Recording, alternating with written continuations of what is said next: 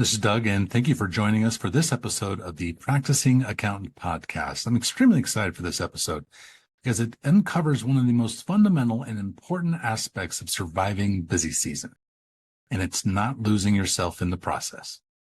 Please enjoy this episode.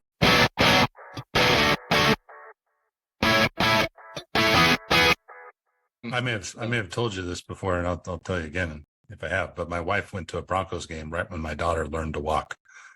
And my wife just went with friends and had a good time.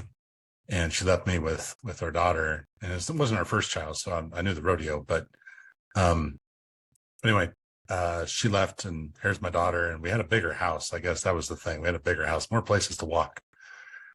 And I made it about 45 minutes before I went to Babies R Us and got one of those giant pens that you can build. And I can just drop her in there, and then she can, walk and hit a wall and walk and hit a wall. But I didn't have to worry about where she was. She was in the pen and safe. That's perfect. I took a picture and sent it to my wife, and I was like, figured it out. Game the system. Yep. Speaking of tough mornings and survival, we're going to talk about surviving busy season. This deadline was often harder for us than the March and April deadlines, simply because there's no second chance. There is no extension. You can file in October. So, well, not only that, but it's nicer out, right? Like, yeah. I mean, right. One of the things I always was appreciative of the first busy season was that it came and it was cold and wet and snowy and nasty, and so there wasn't like this tug of I wish I was doing something else because, what else are you gonna do? I mean, you can ski, which you can do on the weekends, but you didn't have, and it got dark earlier too, which like you're not missing sunlight when you're in the office. It's dark out. There's nothing to do. So, the second and third busy season, 9:15, 10:15, those were tougher because there's more distractions. And also you're just not in the mindset. You get to January and you're like, crank up the gear and we're ready to go. Let's get this shit done. But in September, October, you're still kind of like, man, I'm kind of enjoying the summer and I'm listening to Zach Brown and and I'm taking longer on the patios and I'm walking and all this stuff. It's just harder. Circumstances are different. Well, and school starting as well. Yeah. That has a second level in there. Which is somewhat of a blessing because it brings structure back to families, and it's hard in the summer without it. But I'm a big survivalist. Like, I love collecting survival gear.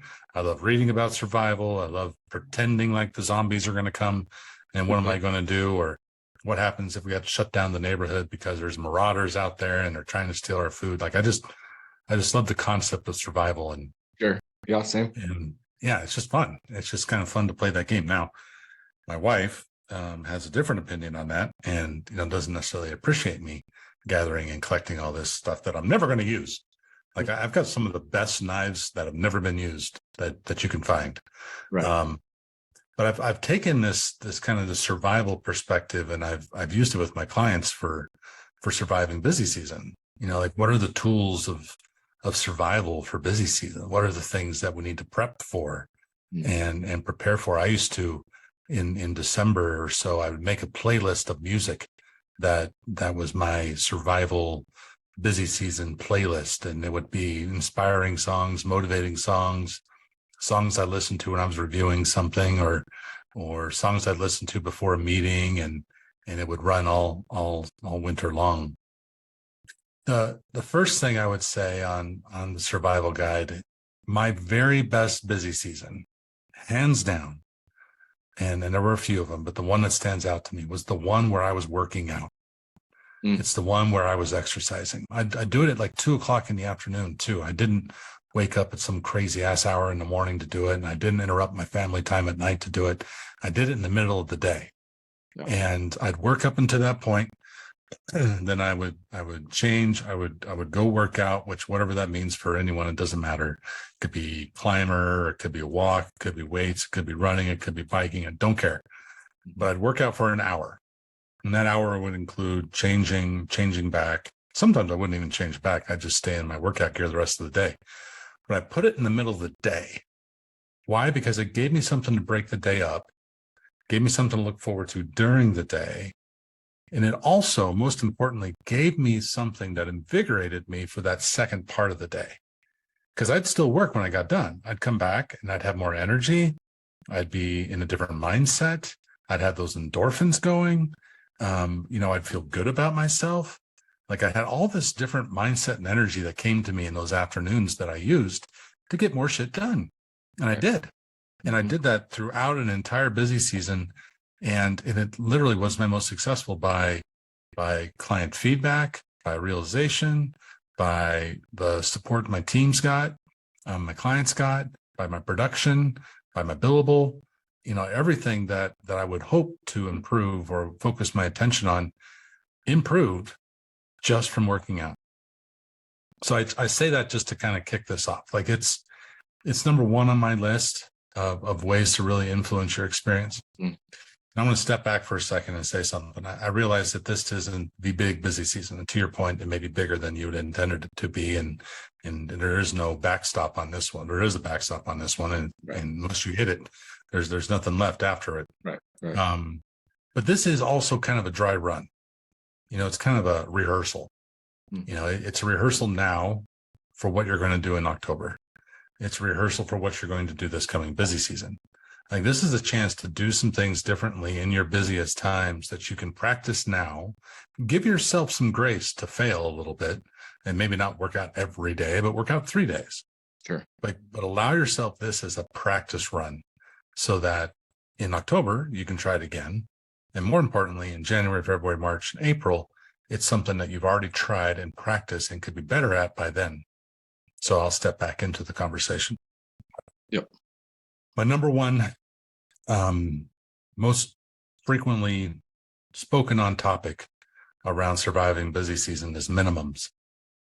And what I mean by minimums is set expectations for the most important things that you're going to continue to do even when you're busy and at a minimum.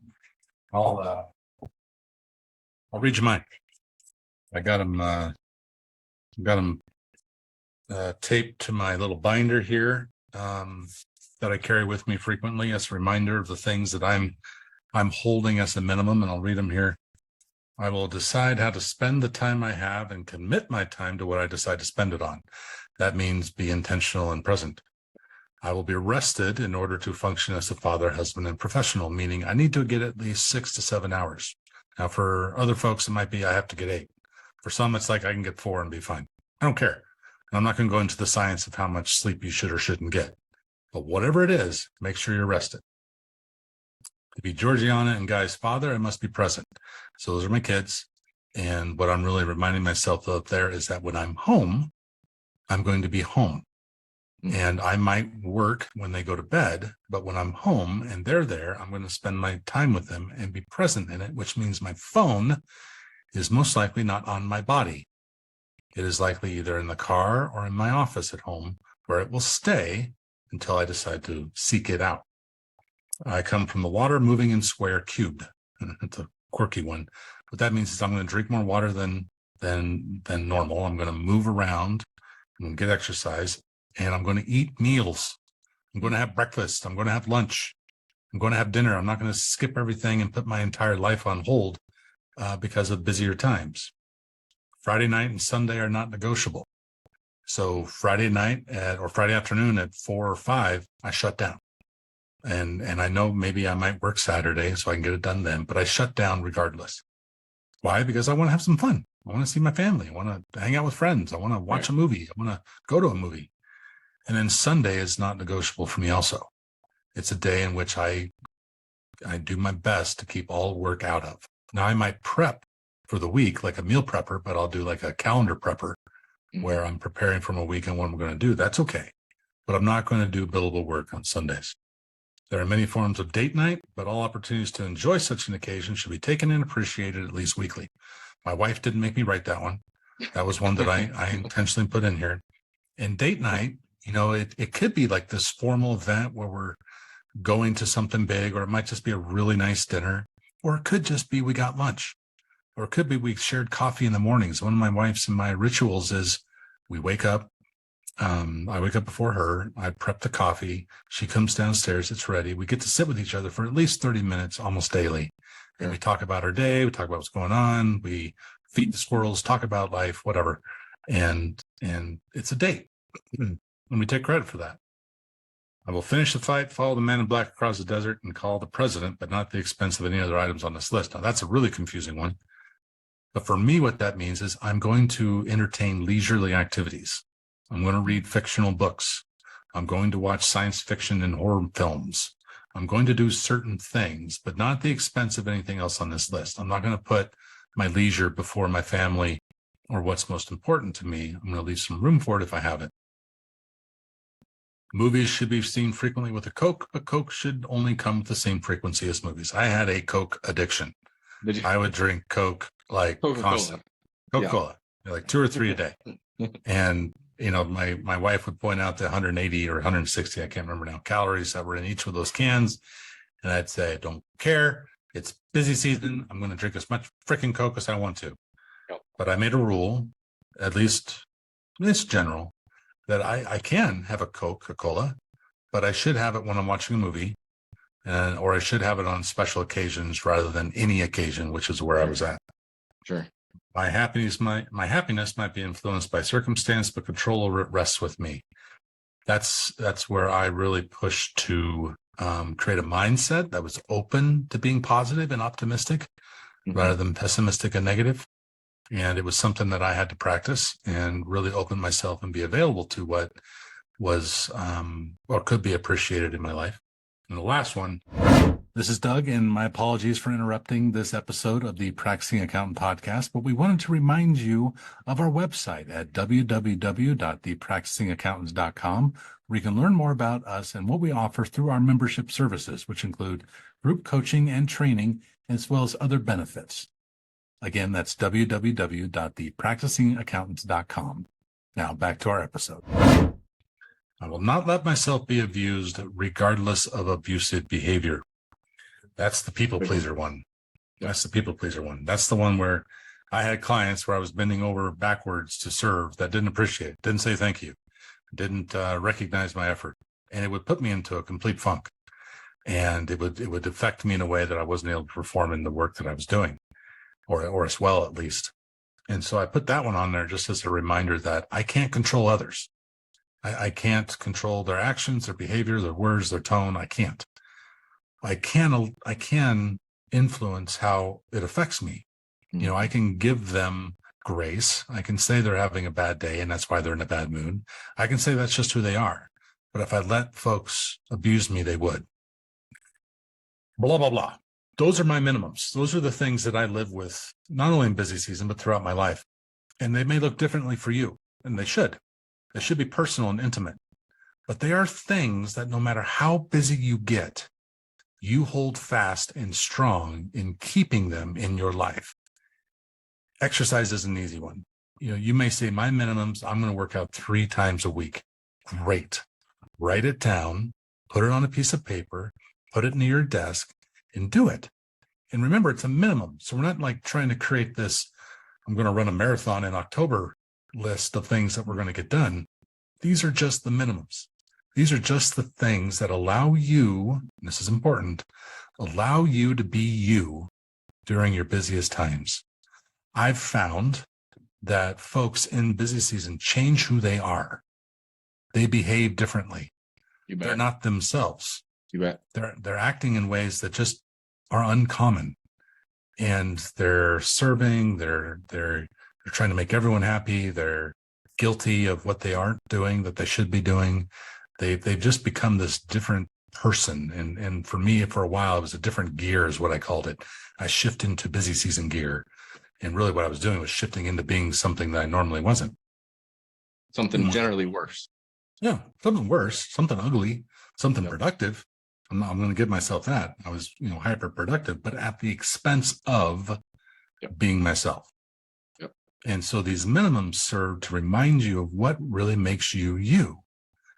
I shared that list with you, and it is personal and it is intimate, and it may not make sense to anyone listening to it. And that's okay. I don't give a shit, because it's not your list, it's mine. I want your list, if you were to make one, to be very personal and intimate. What are the most important things to you that you're going to uphold even when it's busy season? Yep. Your It's the tool. non-negotiables. Yeah, non-negotiables. And so that way you've got a way to navigate this busy season, retain some of you and of what's most important, and it allows you to get through busy season. And on the other side, you're not washed over with this, oh my God, what just happened? And where have I been? And who have I become? And who have I neglected? And what haven't I done? And look at my body and how much pizza did I eat and Coke did I drink? Like you come out of it just with this disdain for what you've become. This list allows you to come out of a busy season still retaining most of what is you, at least at a minimum. Right. Yep. What would you put on your list? Health was first thing I wrote down. Same thing. My best busy seasons were when I would go to the gym every single day, about 4 o'clock, before I would go home and continue working. We'd work at the office, 9 to 3:30, then go to the gym for a couple hours, then go home. And, you can either take that time to nap or you can take that time to work out, and only one of them is going to make you stronger, So, Sure. it's, that's a huge non-negotiable for me. Still is every day. Both my wife and I, we go to the gym every single day. The other one for me was simply getting into the season with the end goal in mind, or the vision in mind. Have that in back of your head as much as possible, so that you can look at everything through that lens rather than the lens of crisis or scarcity or pain, whatever Right. tax season brings to you or extension season brings to you. So Totally. take the losses as lessons more so than at an actual loss, something to be miserable about. So Yeah. Good. Those are my two things. So I think in this part one, minimums is really the big one. There's a couple others that I'll talk about here. The second thing to survive busy season would really just be how you start your day. And I'm not going to go on a diatribe on what time you wake up here now. I'm not going to do that, even though you know my feelings on it. But how you start your day is just like how you start a race, just like how you commence to enter into something. The tone in which you enter into it matters. The perspective and mindset you hold matters. It changes the entire race or that day. And I'm borrowing this, so I'm not going to take credit. And as you know, talent borrows and genius steals. And I'm stealing this one. 3 questions to ask to start your day. Number 1, what am I grateful for? Gratitude is a key component to all of our existences and influencing our perspectives to be open to more, to be available for what's wonderful, to be present in what we have. So the first question is, what am I grateful for? And go down the list. It can be as long as you want or as short as you want, but just be present with what you're grateful for. Second question, what am I letting go of? You pissed off the client yesterday. They didn't like the timing of what you did or what you said. You got into a little bit of an argument with your spouse. You forgot to pick up your kids. You didn't give the dog a walk like you had hoped. What am I going to let go of today? Let go of some of those things. Just say they're done. They've happened. I've learned from them. I'm moving forward. And so what am I letting go of is the second question. Third question is, what's the one thing I can do today? Now, that one thing, I'm leaving that kind of open for someone to interpret on their own. But it could be what's the one thing that would help my business? What's the one thing that's most urgent? What's the one thing that would make me happiest? What's the one thing that is just for me? What's the one thing I can do for my kids? What's the one thing I can do for my spouse? But have a one thing every day, something that really is intentional and important and otherwise would not happen because it doesn't show up on your calendar. It's something that we are intentional about without the urgency. So, what am I grateful for? What am I letting go of? And what's the one thing I'm going to do today? So starting your day with some sort of intention. Yep. And you start your day there, and then you also end your day with it too. And I'm not saying you have to bookend this every time, but it'd be great at the end of the day to remind yourself again, what am I grateful for? What did I let go of today? And make sure that is bookended. And also, what was the one thing I did today? So this brings in a little bit of accountability. If you get to the end of the day and you're not able to say what that one thing was, that gives you an opportunity tomorrow to make sure that whatever it is tomorrow gets done. So bookend it with accountability. So that'd be the second thing I'd share today in surviving busy season. If you can start your day there, every day of busy season, it's going to have an impact on your busy season. It sounds goofy and silly, but it will. 100%. Always. Yep. You could. I got one more if you want to. One more. I got one more if you want to do it. Go for it. You bet. Saturday. Don't work Saturday. How easy is that for me to say? And how easy for some listeners to be like, I know. I have to work Saturday. I've got too much work to do. I got whatever. Well, Saturday is great and it's bad. It's great because we tend to fill it with things that we can do. It's bad because we fill it with things we can do. There's a concept out there called Parkinson's law that I've only in the last few years become acquainted with. And I wish I had known 10, 15 years ago, maybe 20 years ago. The concept is work expands to fill the time you allow for it. And what that means is that you have a meeting longer than you should because it was scheduled for longer than it needed to be. You spend longer reviewing something because you're giving yourself longer to review it. You find ways to be more detail focused in your work because you gave yourself more time to be more detailed focused in your work. Every single one of you, whoever it is, and however many listen to this, will know that on Wednesdays or Thursdays, as you get to the end of the week, you're going to come across something and you're going to say, I can get this done on Saturday. And it could be administrative, it could be billable, I don't care. But you create this space on Saturday to get it done. If you had said, I don't have Saturday because I'm going to a wedding or I'm going on vacation or whatever it might be, guess what? You would have gotten it done in that week and not have needed to do it on Saturday. It's the vacation theory, right? Like as you're getting close to a vacation, what happens to most people? They get amazingly productive. Yeah. They get more shit done that week than they have in the weeks before and maybe months before. Absolutely. Like they are uber productive and focused and efficient and effective because they're getting things done in as little time as they possibly have, which isn't much because they're going on vacation Friday. Yeah. Same concept, but do it now instead of waiting for the vacation. Do it this week because Saturday is your vacation. Yeah. Saturday is your time to do whatever you want to do. So be cognizant of Parkinson's law. Be cognizant that work is going to expand to fill the time that you allow for it. Be cognizant that we're probably inefficient with our time because we're imagining we're going to get it done on Saturday. Mm-hmm. Yeah. Yep. Those are my 3 tips today. My minimums, my 3 questions, and my Parkinson's law. A better way to experience and survive this busy season. Yeah. The underlying theme is boundaries and intentionality. And awareness. Yep. Mm-hmm. You bet. Yeah. Awesome. Hope it helps. Thank you, Doug.